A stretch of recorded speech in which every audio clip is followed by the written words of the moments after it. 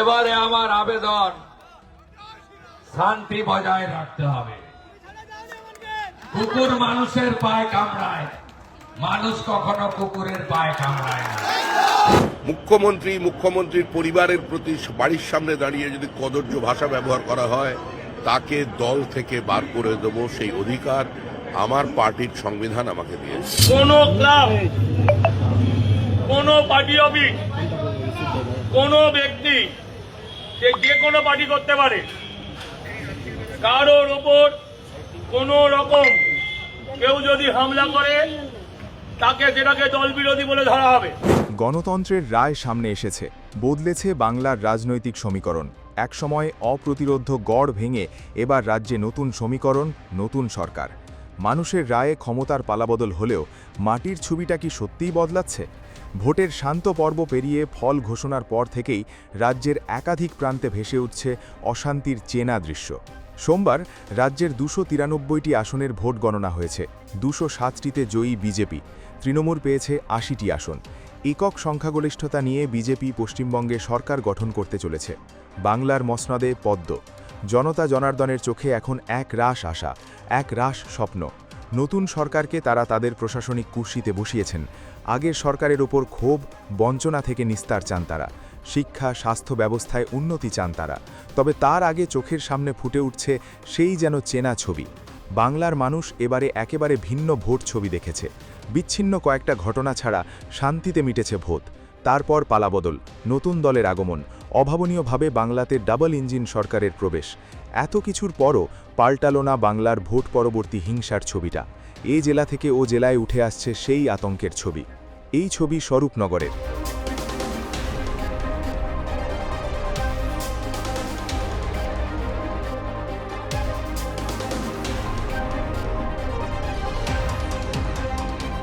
উত্তর 24 পরগনার বসিরহাট মহকুমার স্বরূপনগর থেকে 16,117 ভোটে জয়ী হন তৃণমূল প্রার্থী বীণা মণ্ডল।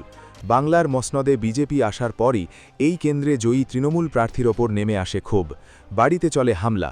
বীণা মণ্ডলের বাড়ির সামনে কয়েকশো বিজেপি কর্মী সমর্থক জয় শ্রীরাম বলে অশ্লীল ভাষায় গালাগালি শুরু করে। ডিজে বাজিয়ে বাড়ির সামনে চলে ইট পাটকেল ছোড়া, চলে গাড়ি ভাঙচুর। বাড়িতে থাকা শারমেও রেহাই পায়নি বিজেপি সমর্থকদের হামলা থেকে। আমি একটা রানিং তৃণমূলের আমি এমএলএ, এখনো আমি এই নির্বাচনে আমি 16,000-এর উপরে ভোটে আমি জিতেছি। সেখানে বিজেপি একদম পুরো তারা ভাবছে যেন সারা ওয়েস্ট বেঙ্গল তাদের দখলে আছে। আমার পুরো গেট ভেঙে গাড়ি টাড়ি পুরো ভাঙচুর করে দিয়ে তাই চলে গেল। পুরো একদম তাণ্ডব চালাচ্ছে চারিদিকে, স্বরূপনগরের চারিদিকে তাণ্ডব চালাচ্ছে। সন্দেশখালি একসময় যা তৃণমূলের গড় হিসেবে পরিচিত ছিল, সেই গড়ে এবারে থাবা বসিয়েছে বিজেপি। বলা যেতে পারে প্রায় ধুয়ে দিয়েছে তৃণমূলকে। সেই সন্দেশখালিতে উঠে আসে এক অন্য ছবি, উঠে আসে সন্ত্রাসের ছবি। তবে অভিযোগ এখানে অন্য। তৃণমূলের দুই গোষ্ঠীর মধ্যে ঝামেলা। সন্দেশখালি বিধানসভার অন্তর্গত ন্যাজাটের বামনঘেরি এলাকায় বেশ কয়েকটি বুথে তৃণমূল হেরে যায়। আর সেই হেরে যাওয়ার পর থেকেই তৃণমূলের বহিষ্কৃত নেতা শেখ শাহজাহান বনাম প্রাক্তন বিধায়ক সুকুমার মাহাতোর দুই গোষ্ঠীর মধ্যে সংঘর্ষ হয়। ঘটনাকে কেন্দ্র করে উত্তপ্ত হয় এলাকা। মঙ্গলবার রাতে এলাকায় টহল দিতে যায় পুলিশ ও কেন্দ্রীয় বাহিনী। তখন পুলিশ ও কেন্দ্রীয় বাহিনীকে লক্ষ্য করে গুলি চালায় তৃণমূলের দুষ্কৃতীরা। ঘটনায় 3 পুলিশকর্মী ও কেন্দ্রীয় বাহিনীর 2 জন গুরুতর আহত হন। ঘটনাস্থল থেকে আগ্নেয়াস্ত্র ও তাজা বোমা উদ্ধার হয়। হিঙ্গলগঞ্জ বিধানসভা কেন্দ্রে বিজেপি প্রার্থী রেখা পাত্র জয়লাভ করার পর থেকেই এলাকায় বিজেপি কর্মীদের উচ্ছ্বাস চোখে পড়ার মতো। সেই আবহেই উঠে এলো হামলার ছবিও। তৃণমূলের দলীয় কার্যালয় দখল নেন বিজেপির কর্মী সমর্থকরা। কার্যালয় দখলের পর সেখানে থাকা বিভিন্ন কাগজপত্র পুড়িয়ে ফেলা হয়। বিজেপি কর্মী সমর্থকরা বলেন, এখন থেকে এই কার্যালয় থেকেই তাদের দলীয় কার্যক্রম পরিচালিত হবে। এতদিন তৃণমূল কংগ্রেসের দলীয় কার্যালয়ের নাম ছিল বিকাশ ভবন, সেটি দখল নেন বিজেপির মহিলা কর্মী সমর্থকরা। তারা ওই কার্যালয়ের নতুন নামকরণ করেন রাম ভবন। প্রধানমন্ত্রী যে সমস্ত কিছু এখানে কাজকর্ম আমরা এই কার্যালয় থেকে আমরা করতে চাই। নাম কি দেবেন এখানে? রাম ভবন দেব। কি ছিল আগে? আগে ছিল বিকাশ ভবন ছিল, এখন আমরা রাম ভবন করতে চাই। বারুইপুর পূর্ব বিধানসভা কেন্দ্রে তৃণমূল কংগ্রেসের ফুলতলা পার্টি অফিস ভাঙচুর করে বিজেপি কর্মীরা। সেখানে বিজেপির দলীয় পতাকা লাগিয়ে দেওয়া হয়। সীতাকুণ্ড মোড়ে চলে হামলা। তৃণমূল কংগ্রেসের পার্টি অফিস বিজেপি কর্মীরা ভাঙচুর করে এবং দলীয় পতাকা লাগিয়ে দেয়। এই জেলা থেকে ও জেলায় উঠে আসছে এরকম ছবি, উঠেছে তৃণমূল ও বিজেপির কর্মী খুনের অভিযোগ।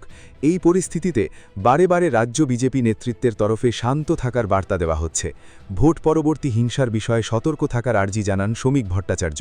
বলেন, বিজেপির পতাকা নিয়ে অনেক জায়গায় ভাঙচুর করা হচ্ছে, এর বিরোধিতা করেন তিনি। কেউ এমন করলে তাকে দল থেকে বার করে দিতে বাধ্য হবেন বলে জানান বিজেপির রাজ্য সভাপতি।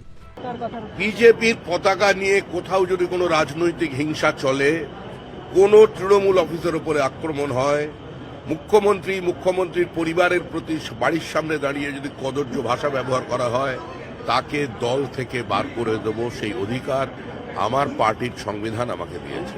এক, প্রশাসনকে দেখতে হবে বিজেপির পতাকা হাতে নিয়ে বা কেউ কোনো অটো স্ট্যান্ড, কোনো টোটো স্ট্যান্ড, কোনো কারখানা মালিকের থেকে যদি টাকা পয়সা চায়, নিতে চায়, কঠোরতম ব্যবস্থা নেবেন, তাকে গ্রেপ্তার করবেন।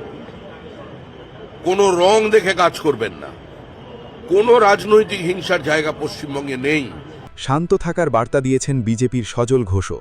কোনো ক্লাব, কোনো পার্টি অফিস, কোনো ব্যক্তি সে যে কোনো পার্টি করতে পারে, কারোর ওপর কোনো রকম কেউ যদি হামলা করে তাকে সেটাকে দল বিরোধী বলে ধরা হবে। যারা অপরাধ করেছে অতীতে তাদের বিচার আইন করবে। মানুষ, আমাদের ৮০,০০০ মানুষ ভোট দিয়েছে, এই জিনিস আমি হতে দেবো না। যদি কেউ করে সে বিজেপির বিপক্ষে গিয়ে করবে। রাজ্য নেতৃত্বের শান্তির বার্তার পরেও থামল না ভোট পরবর্তী উত্তেজনা। ফের বিতর্কের কেন্দ্রবিন্দুতে রাজনৈতিক প্রতীক। মুর্শিদাবাদের জিয়াগঞ্জে শ্রীপদ সিংহ কলেজের সামনে লেনিনের আবক্ষ মূর্তি ভাঙচুরের অভিযোগ ঘিরে চাঞ্চল্য। একদল যুবক রড, হাতুড়ি ও শাবল নিয়ে এসে প্রকাশ্যে মূর্তি গুড়িয়ে দেয়। সঙ্গে ওঠে জয় শ্রীরাম স্লোগান। এবার নন্দীগ্রাম থেকেও শান্তি বজায় রাখার বার্তা দেন শুভেন্দু অধিকারী। দলের কর্মী সমর্থকদের হিংসা থেকে বিরত থাকার বার্তা দিয়ে বলেন, আইনি পথে সকলের বিরুদ্ধে ব্যবস্থা নেওয়া হবে, কেউ আইন হাতে তুলে নেবেন না। এবারে আমার আবেদন, শান্তি বজায় রাখতে হবে। কুকুর মানুষের পায়ে কামড়ায়, মানুষ কখনো কুকুরের পায়ে কামড়ায় না। ওরা অনেক অত্যাচার করেছে।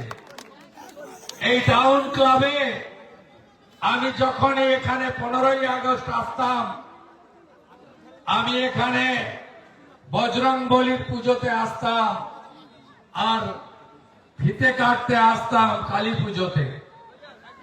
তখনই আমি বলতাম, নন্দীগ্রামে দৃশ্য দেখেনি, ককটেল বোম দিয়ে পুড়িয়ে দিয়েছিল। আমি বলবো, হাতে আইন কেউ নেবেন না। আগামী বিজেপি সরকার ভারতীয় ন্যায় সংহিতা অনুযায়ী, বিএনএস অনুযায়ী প্রত্যেকটা মামলাকে রিওপেন করবে এবং আমরা ব্যবস্থা নেব। ভরসা আছে তো? তাহলে দুটো মন্ত্রে আমি 11র পরিবর্তনে ছিলাম আর এবারে আসল পরিবর্তনে থাকলাম। সেটা হলো দুটো মন্ত্র, একটা ধৈর্য আর একটা সহ্য। অনেক সহ্য করেছি। আমার 90 বছরের বৃদ্ধ বাবা মাকে সিআইডি পাঠিয়ে এই অত্যাচারিণী আক্রমণ করেছে। পালাবদলের পর নতুন সরকারের কাছে মানুষের প্রত্যাশা অনেক। উন্নয়ন, স্থিতিশীলতা আর শান্তির বার্তাই এখন সবচেয়ে বেশি কাম্য। কিন্তু ভোটের পরেও যদি হিংসার এই চেনাচিত্রই সামনে আসে, তাহলে সেই আশার জায়গায় প্রশ্নচিহ্ন থেকেই যায়। প্রশাসনের কাছে এখন সবচেয়ে বড় চ্যালেঞ্জ আইন শৃঙ্খলা বজায় রাখা, সাধারণ মানুষের নিরাপত্তা নিশ্চিত করা। কারণ গণতন্ত্রের আসল শক্তি শুধু ভোটে নয়, ভোটের পরের শান্তিতেও। তাই বারে বারে রাজ্য বিজেপি নেতৃত্বের তরফে শান্তির বার্তা দেওয়া হচ্ছে। ব্যুরো রিপোর্ট, আর প্লাস নিউজ।